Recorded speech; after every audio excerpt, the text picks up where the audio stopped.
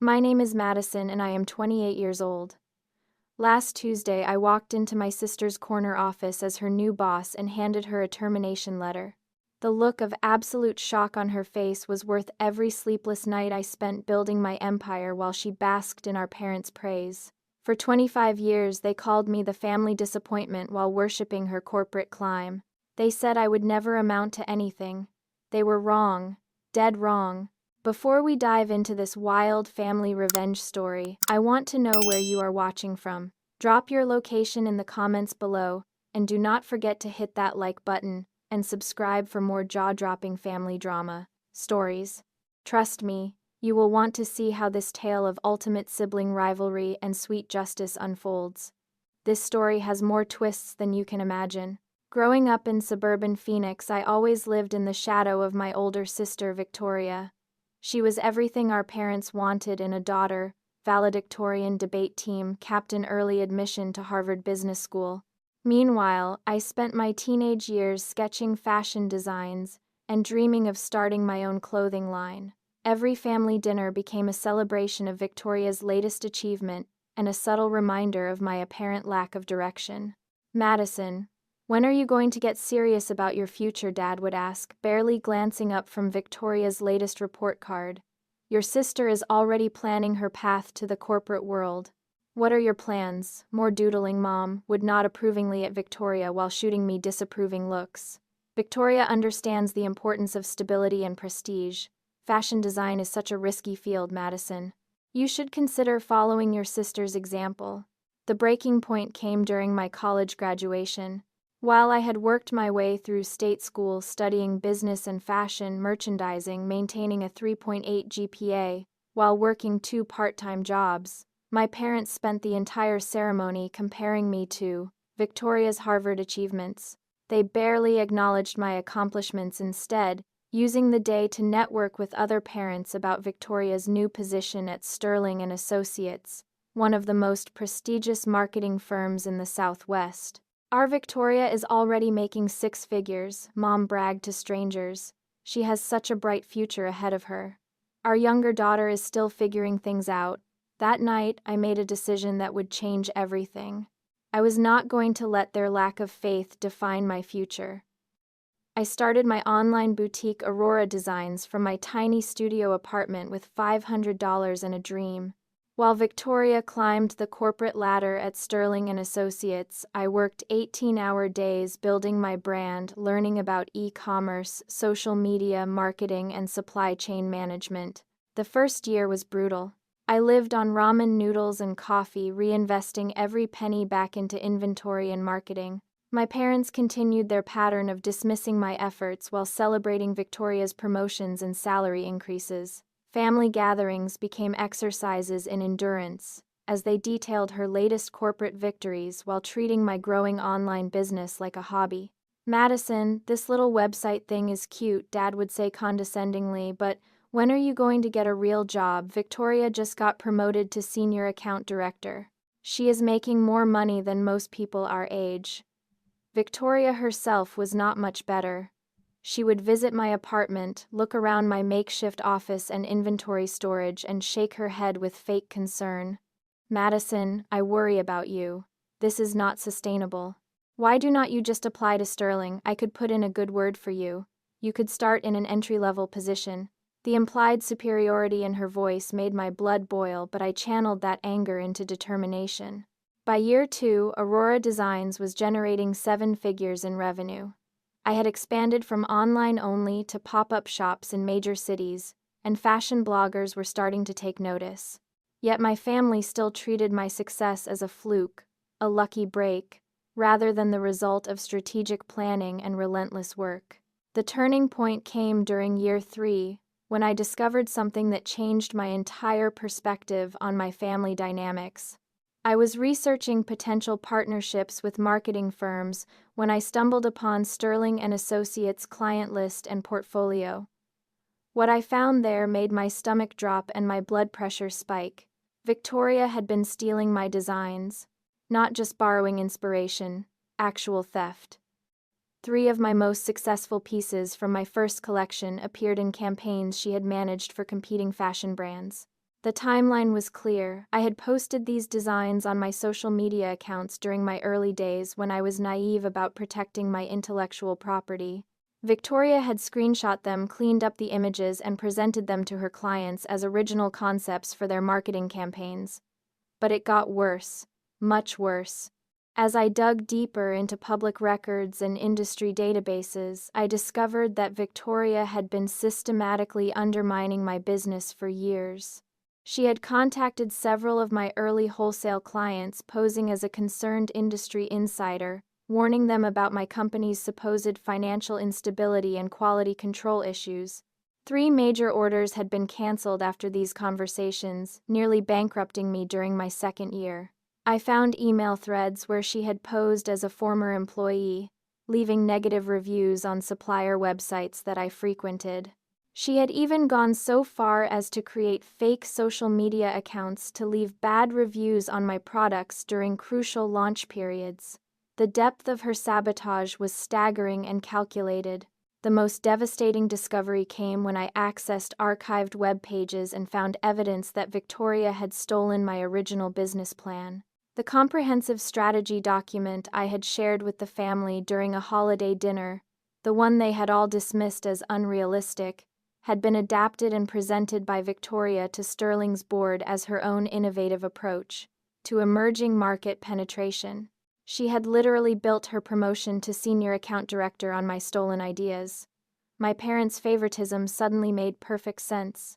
Victoria had not only been stealing my creative work, but also poisoning them against me, ensuring that any success I achieved would be viewed as insignificant compared to her manufactured accomplishments.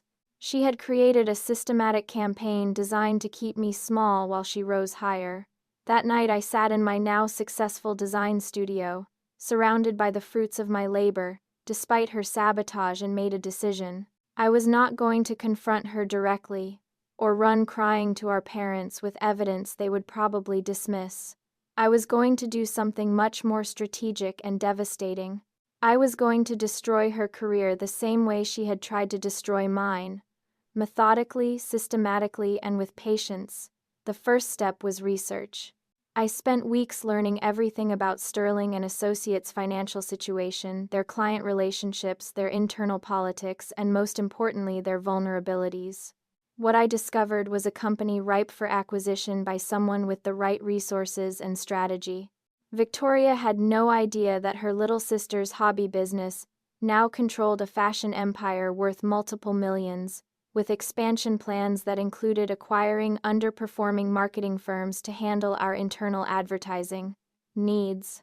The morning after my devastating discovery, I woke up with crystal clear purpose instead of the rage I expected to feel. Years of entrepreneurial challenges had taught me that emotion-driven decisions rarely produce the best outcomes. This situation required the same methodical approach I used when expanding into new markets or negotiating hostile supplier contracts. I began by conducting a comprehensive audit of everything Victoria had stolen or sabotaged. The design theft alone represented intellectual property worth at least $2 million in lost licensing opportunities. The sabotaged client relationships had cost me approximately $800,000 in direct revenue and countless hours of reputation management. Her stolen business plan had probably contributed to her salary increases totaling over $300,000 across multiple promotions. But I needed more than just documentation of past crimes. I needed leverage for the future. Sterling and Associates was privately held, which meant their financial records were not publicly available. However, my growing network in the business community provided valuable intelligence. Through casual conversations with industry contacts, I learned that Sterling was struggling with client retention and cash flow issues. Several major accounts had recently moved to competing firms, and their reputation for innovative campaigns had declined significantly over the past 18 months. This information sparked an idea that was both brilliant and terrifying in its scope. What if I did not just expose Victoria's theft?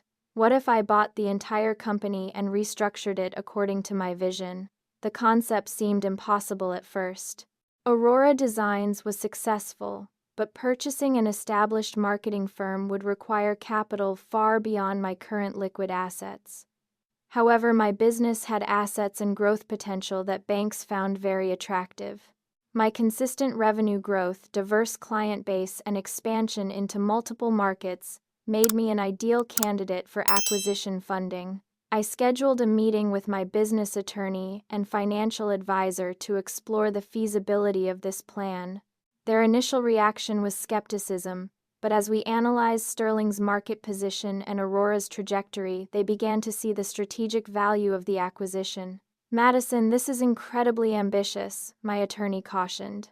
"You are talking about expanding from fashion, retail, into marketing services.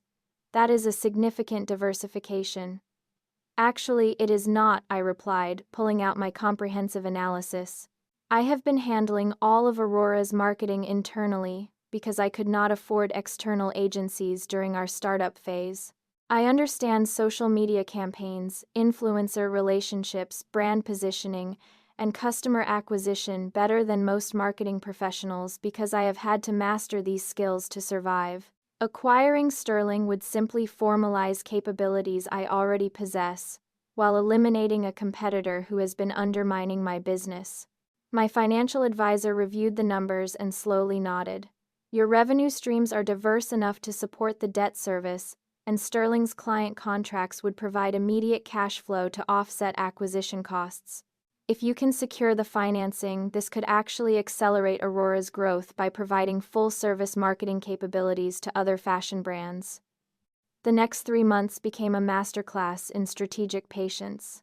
While I pursued acquisition financing, I also began building relationships with Sterling's current clients. As Aurora Design's CEO, I had legitimate reasons to network within the marketing community. I attended industry conferences, joined professional associations, and gradually became known as an innovative young entrepreneur who understood both fashion trends and marketing strategy. Several of Sterling's clients expressed frustration with their recent campaign results during these networking events. I listened carefully, asked thoughtful questions, and planted subtle seeds about Aurora's integrated approach to fashion marketing. I never directly criticized Sterling or Victoria, but I made sure these potential clients understood that Aurora offered something unique in the market. During this period, Victoria continued her pattern of condescending behavior during family gatherings, completely unaware that I was systematically dismantling her professional foundation. She would describe her latest campaigns with obvious pride, not realizing that several of her major clients were already considering alternative marketing partnerships. "Madison, you should really consider expanding beyond just selling clothes," she said during one particularly irritating family dinner. "The marketing side of fashion is where the real money is. Maybe I could give you some basic advice about brand positioning." I smiled sweetly and thanked her for her concern while internally calculating how much longer she would be in a position to offer anyone advice about anything. The breakthrough came when Sterling and Associates lost their largest client, a regional department store chain that represented 30% of their annual revenue. The client cited dissatisfaction with campaign performance and lack of innovative thinking as primary reasons for the termination.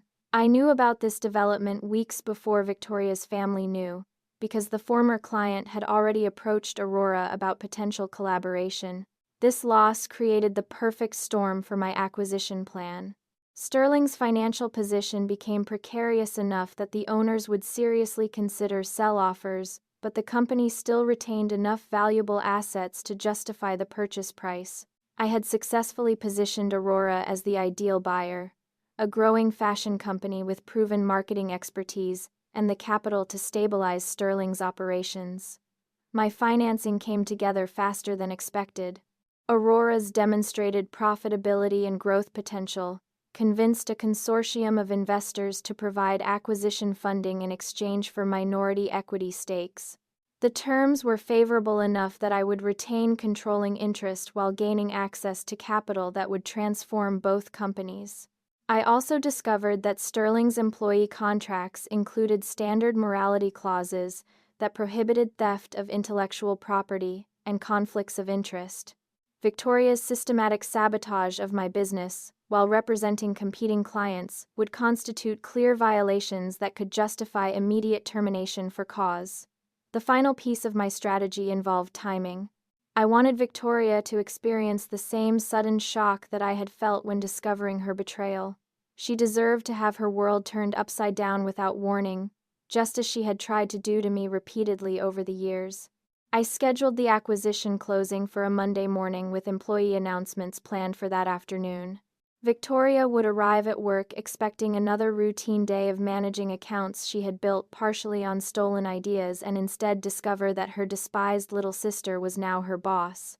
The poetic justice was perfect. She had spent years undermining my business while climbing her own career ladder. Now she would experience firsthand what it felt like to have someone with superior resources and strategic thinking take control of her professional destiny. As the closing date approached, I felt a sense of calm satisfaction rather than vindictive excitement. This was not just about revenge, it was about creating justice where none had existed before, and building a stronger foundation for both companies' futures. The weeks leading up to the acquisition required careful orchestration of multiple moving pieces.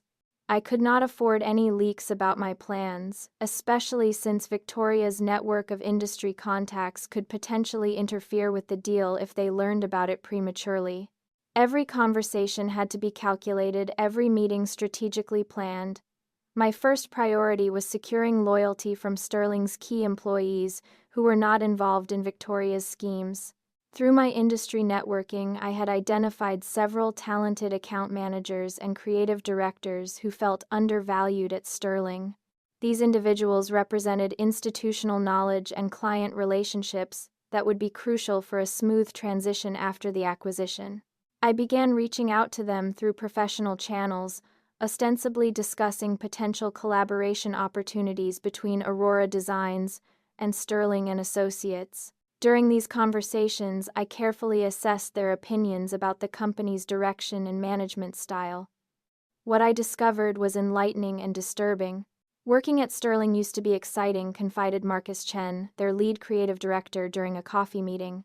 But lately, the innovative campaigns seem to come from only one source, and the rest of us are relegated to execution rather than strategy. It feels like there is an inner circle that gets access to the best ideas and opportunities.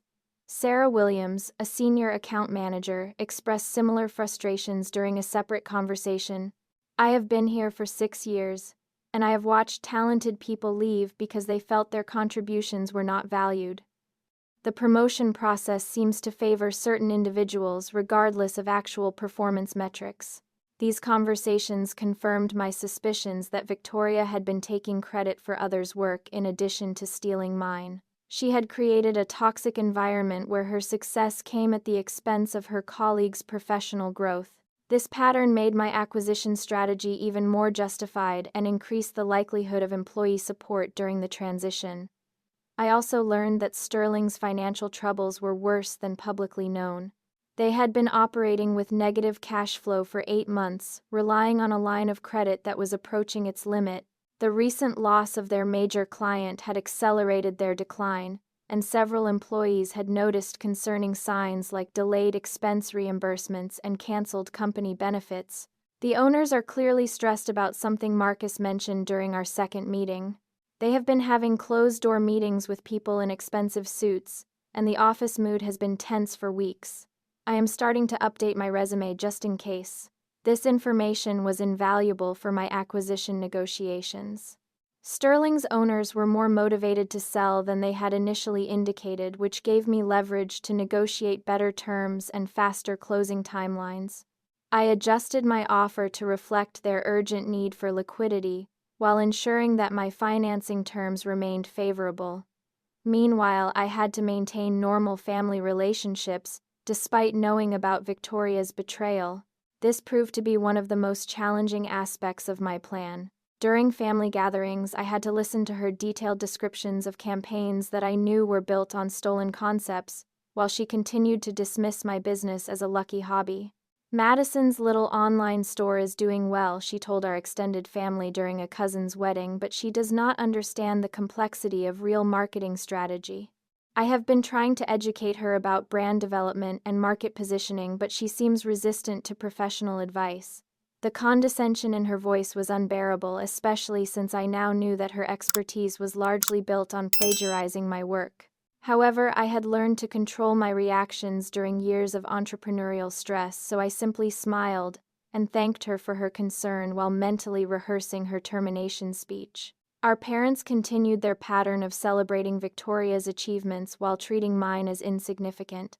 Dad spent 20 minutes at the wedding reception, bragging about Victoria's latest promotion prospects, then dismissed my announcement about Aurora's expansion into European markets, with a casual comment about overseas shipping being complicated.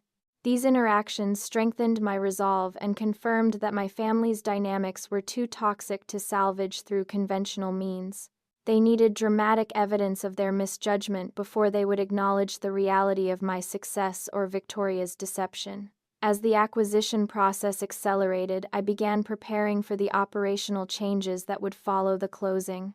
Aurora's success had been built on efficiency and innovation qualities that Sterling desperately needed. I planned to implement new project management systems, restructure client relationships, and create performance metrics that rewarded actual contribution rather than political maneuvering.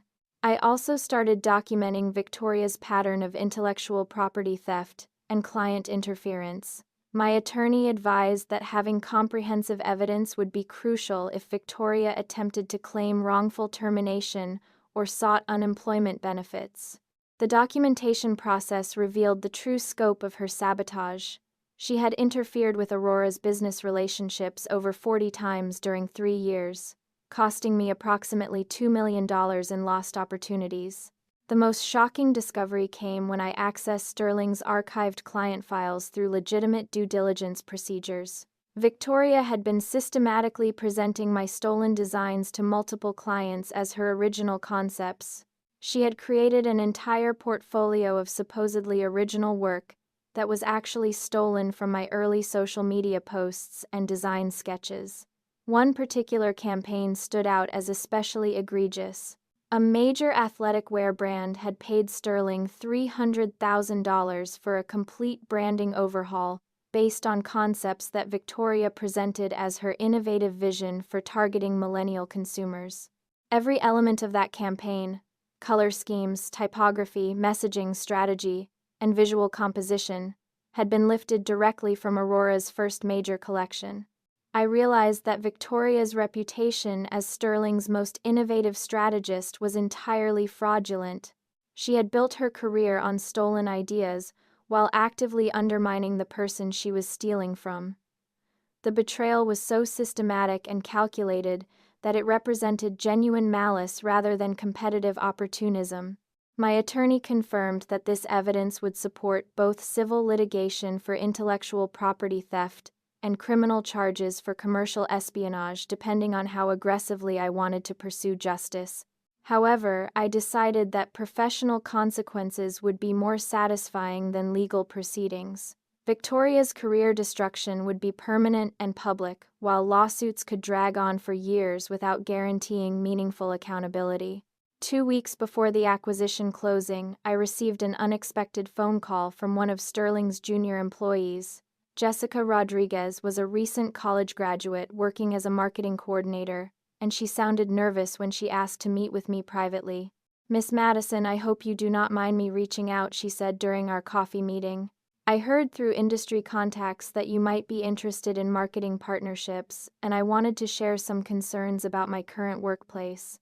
Jessica's revelation was explosive. She had been assigned to support Victoria's campaigns, which meant she had access to Victoria's creative process and file management systems. She had noticed the pattern of Victoria presenting fully formed concepts without any visible development work or brainstorming documentation. "It seemed weird that her ideas always appeared complete, Jessica explained. "Most creative professionals have messy development processes with lots of iterations and refinements. But Victoria's concepts always emerged perfect, like she was copying from somewhere else." Jessica had started investigating on her own and discovered Victoria's practice of screenshotting designs from social media accounts, particularly from emerging fashion brands.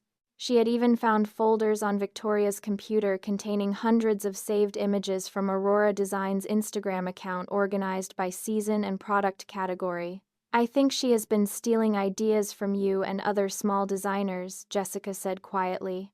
"I documented everything I could find because I was not sure what to do with this information.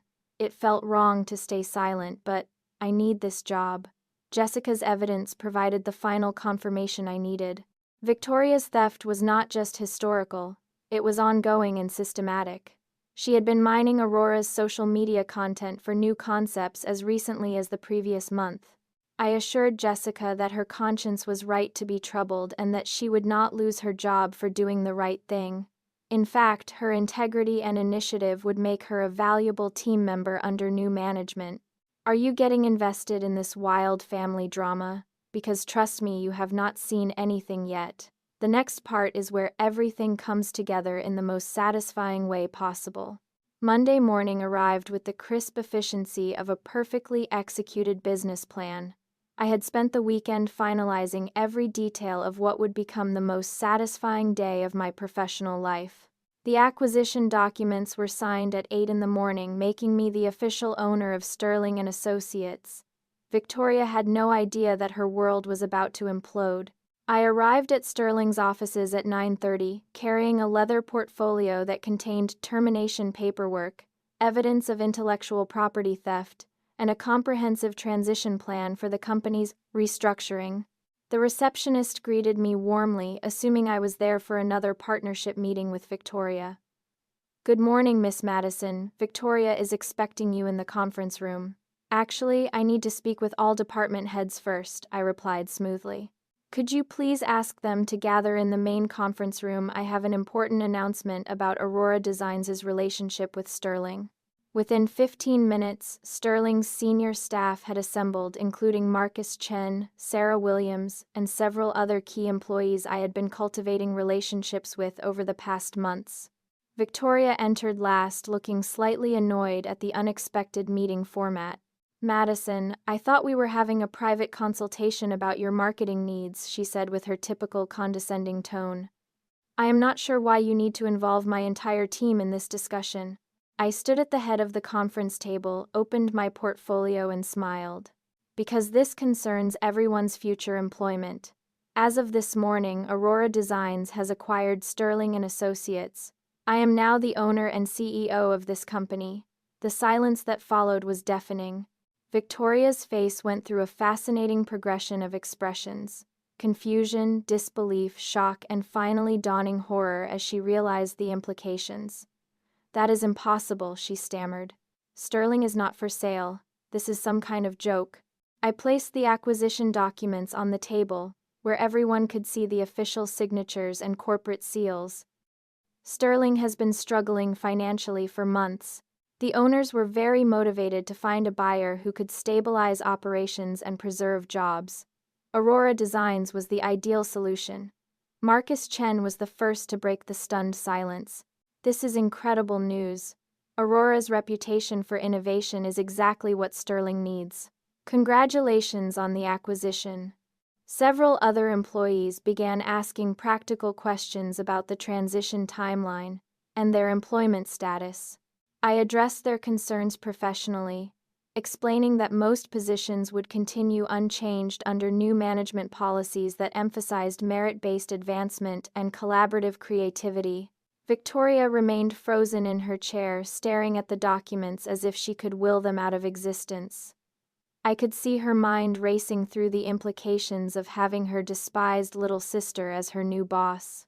Now, regarding staffing changes, I continued extracting Victoria's termination letter from my portfolio. "Victoria Sterling, your employment is terminated effective immediately for violations of company policy, intellectual property, theft, and conflicts of interest." I placed the termination letter directly in front of her while she sat in stunned silence. The document detailed every instance of stolen designs, every sabotaged client relationship, and every violation of professional ethics that I had discovered during my investigation. "You cannot fire me," Victoria finally managed to say, her voice shaking. "This is my company. I have built relationships here that you could never replace. The clients trust me. Actually, 3 of your major clients have already expressed interest in transitioning their accounts to Aurora's integrated marketing services, I replied calmly. They were impressed by our conversation at the industry conference last month about authentic brand development and ethical business practices. The color drained from Victoria's face as she realized that her professional network had already begun abandoning her. Sarah Williams looked uncomfortable but not surprised, confirming my suspicion that Victoria's colleagues had noticed her questionable practices. Furthermore, I continued, Jessica Rodriguez has provided documentation of your systematic theft of intellectual property from Aurora Designs and other small businesses. This evidence supports immediate termination for cause, which means you are not eligible for severance pay or unemployment benefits. Jessica nodded from across the table, having already agreed to testify about Victoria's theft if necessary.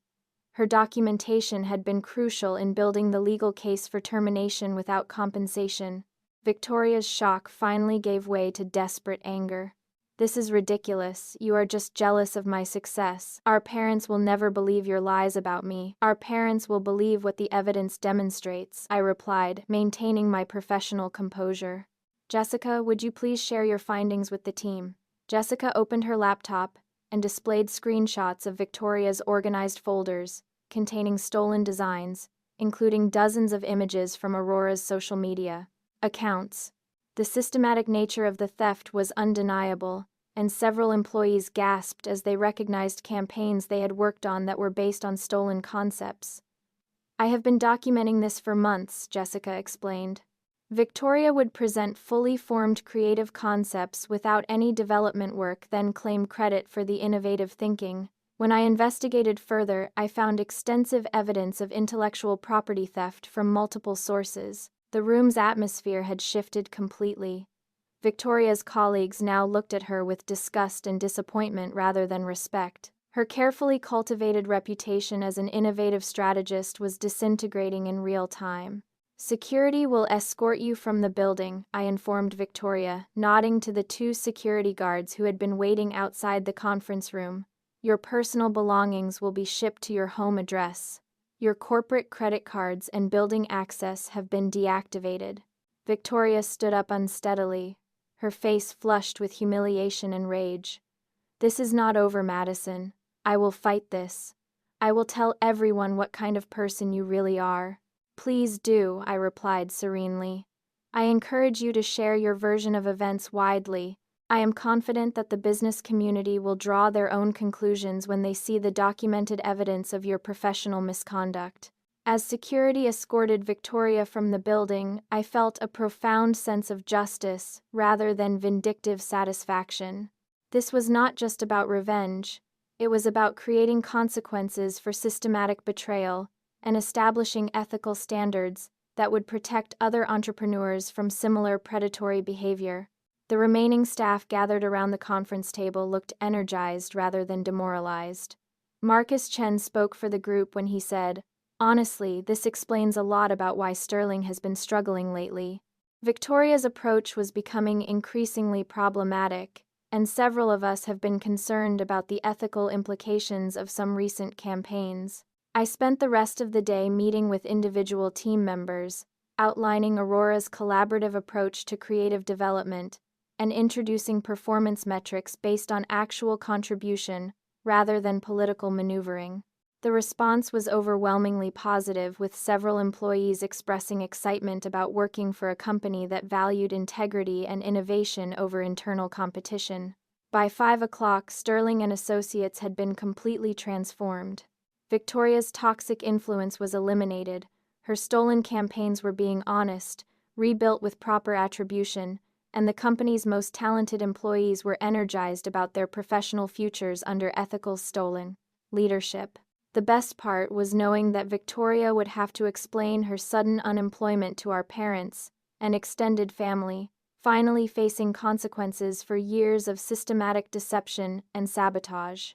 The first 48 hours after Victoria's termination were a masterclass in how quickly professional reputations can crumble when built on fraudulent foundations. Word spread through the marketing industry with the speed that only truly shocking news can achieve, and the responses exceeded my most optimistic expectations for accountability. By Tuesday afternoon, 3 of Victoria's former clients had contacted Sterling directly to express concerns about the campaigns she had managed for them. They had seen Jessica's documentation of the intellectual property theft, and were now questioning whether their supposedly original branding concepts were actually stolen from other sources. 2 clients immediately terminated their remaining contracts with Sterling, not wanting to be associated with potential legal liabilities. The 3rd client, the athletic wear company, that had paid $300,000 for my stolen designs, took a different approach. They contacted Aurora directly to negotiate licensing agreements for the concepts they had unknowingly purchased as stolen property. This conversation led to a lucrative, ongoing partnership that would generate more revenue for Aurora than the original theft had cost me. We had no idea that Victoria's proposals were plagiarized, their brand director explained during our phone conversation. When we saw the timeline evidence showing that your designs predated her presentations by 18 months, we were horrified. We want to make this right and establish a legitimate business relationship with the actual creative source. Meanwhile, Victoria's personal meltdown was becoming increasingly public and damaging to whatever remained of her professional reputation. She had started calling former colleagues and clients, attempting to discredit my acquisition and portray herself as the victim of corporate conspiracy. These conversations backfired spectacularly when people began sharing her desperate voicemails with each other. Marcus Chen played me a recording that Victoria had left on his personal phone at 2 a.m. "Marcus, you have to know that Madison is lying about everything. She is just jealous of my success. She probably fabricated that evidence. You cannot seriously believe that I would steal designs from my own sister." The panic in her voice was obvious, and her late-night calling spree had alienated the few colleagues who might have remained sympathetic to her situation. Professional adults do not appreciate being harassed with conspiracy theories and emotional manipulation tactics. By Wednesday, Victoria's spiral had reached our parents' attention.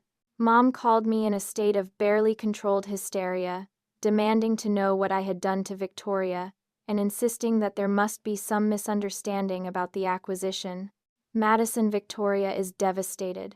She says you bought her company just to fire her out of spite. That cannot be true. You would never be so vindictive toward your own sister." I had prepared for this conversation carefully, knowing that my parents' initial reaction would be to defend Victoria and blame me for disrupting their preferred family narrative. I remained calm and factual in my response. "Mom, I acquired Sterling and Associates because it was a sound business decision that allows Aurora to expand our marketing capabilities.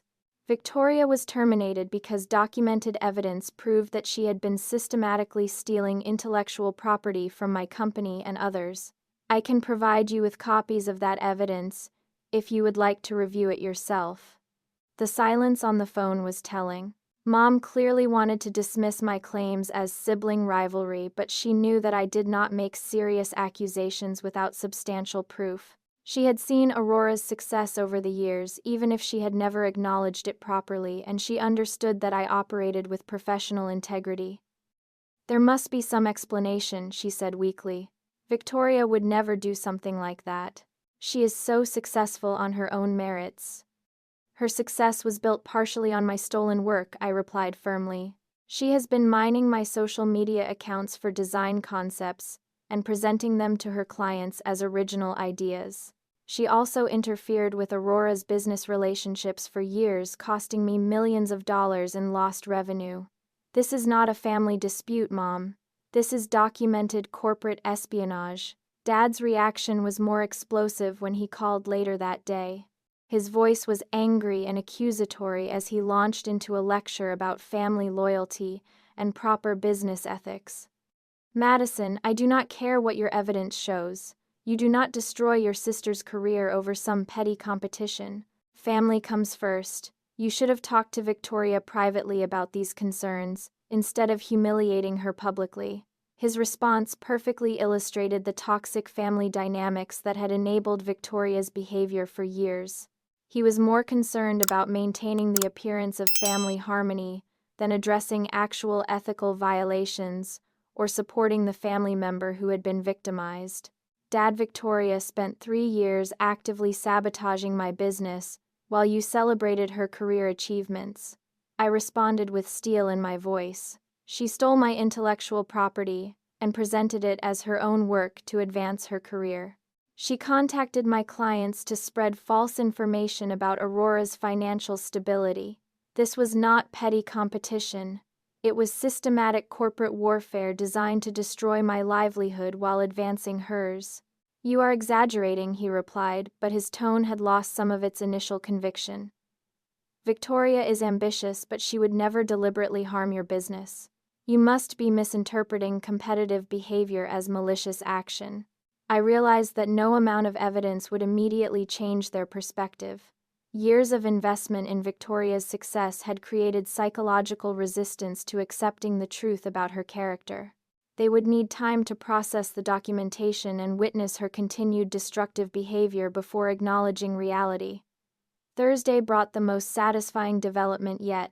Victoria had apparently decided that her best strategy was to launch a social media campaign portraying herself as the victim of corporate conspiracy and family betrayal.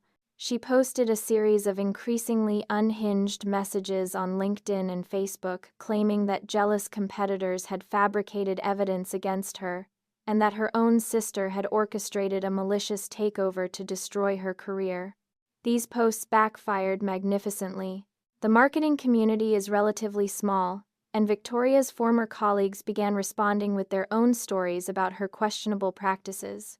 Several people shared examples of times when Victoria had taken credit for their ideas or undermined their client relationships for personal advancement. One particularly damaging response came from a former Sterling employee who had left the company 6 months earlier.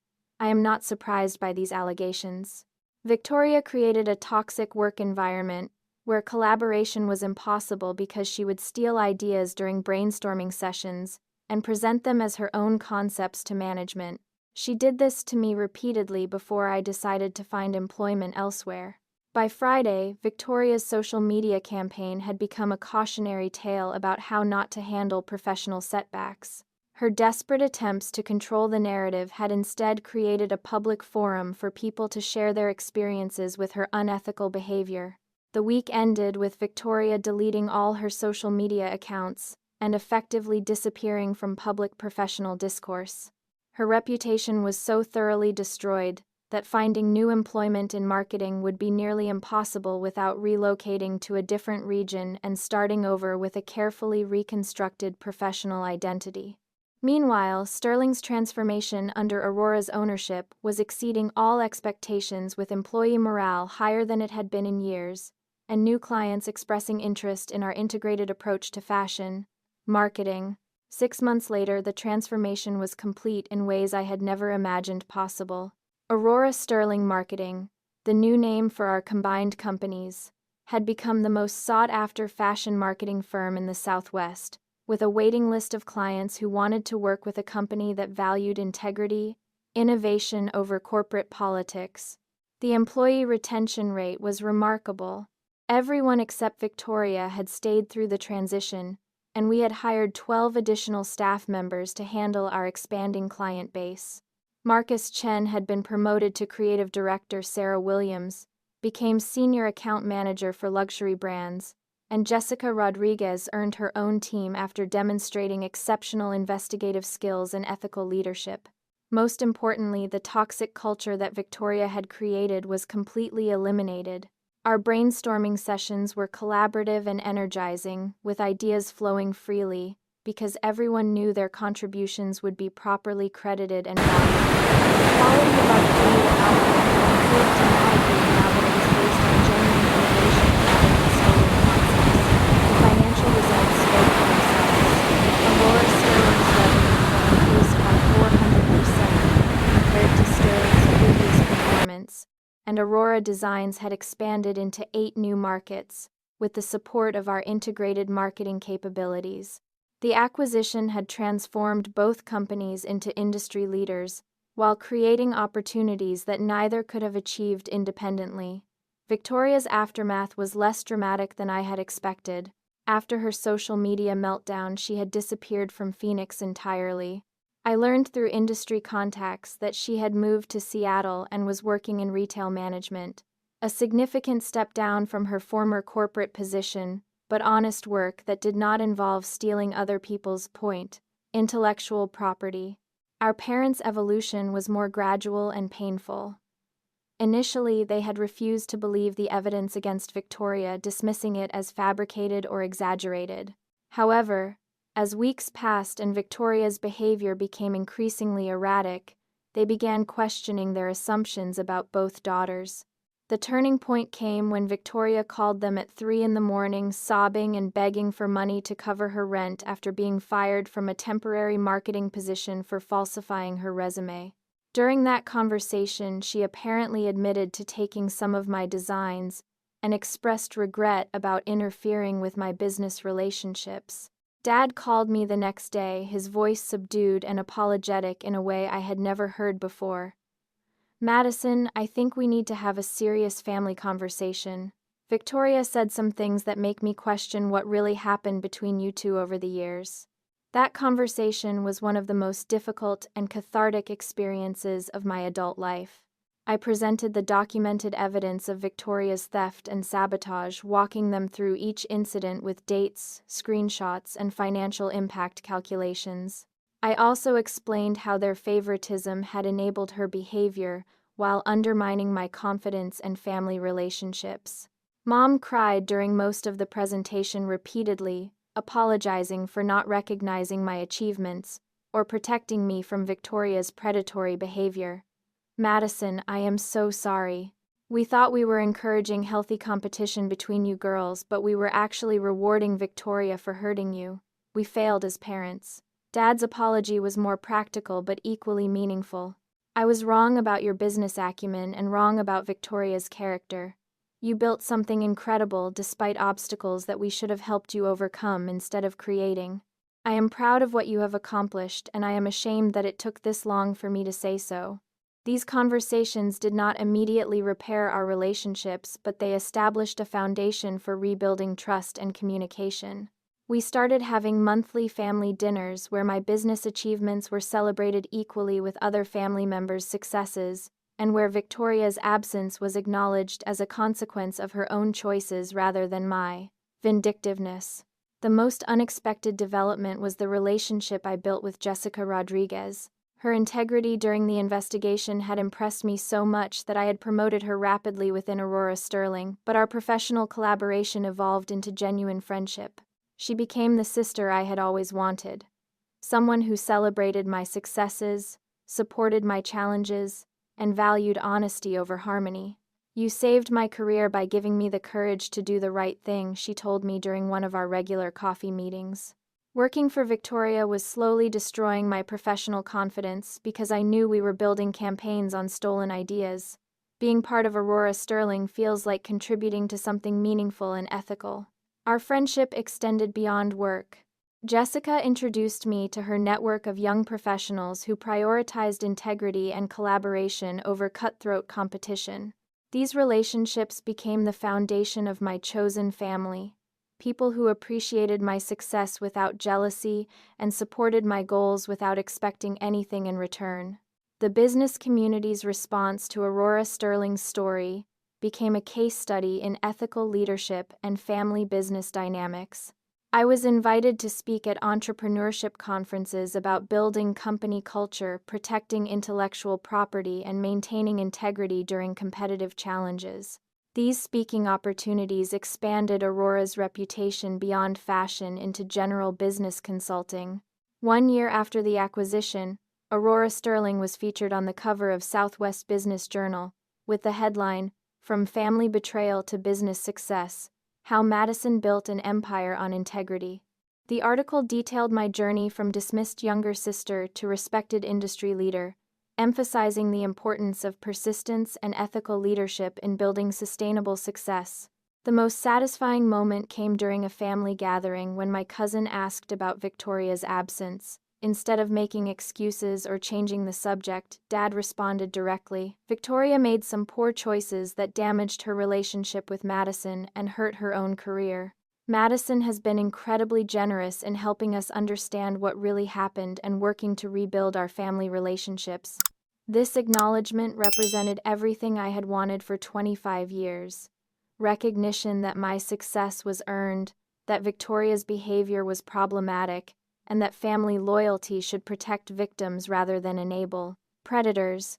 Today, Aurora Sterling continues growing and innovating while maintaining the ethical standards that define our company culture. Victoria's theft actually accelerated my success by forcing me to develop stronger business strategies and creating opportunities for industry leadership that might not have existed otherwise. Looking back, I realized that Victoria's betrayal was actually a gift disguised as destruction. It taught me to value integrity over approval, to build my own support system rather than depending on family validation, and to create success that could not be undermined by other people's jealousy or sabotage. Have you ever experienced family dynamics where one person's success came at another's expense? How did you handle situations where family loyalty conflicted with personal integrity? I would love to hear your stories in the PACES comments below, because these experiences shape how we build our own chosen families and professional relationships. If this story of family karma and business justice resonated with you, please hit that like button and share it with someone who needs to hear about the power of persistence and ethical leadership. Subscribe for more real-life stories about overcoming betrayal and building success on your own terms, because everyone deserves to know that integrity always wins in the end. Thank you for joining me on this journey from family disappointment to business success. May your own path be filled with people who celebrate your achievements and support your dreams without expecting you to dim your light for their comfort.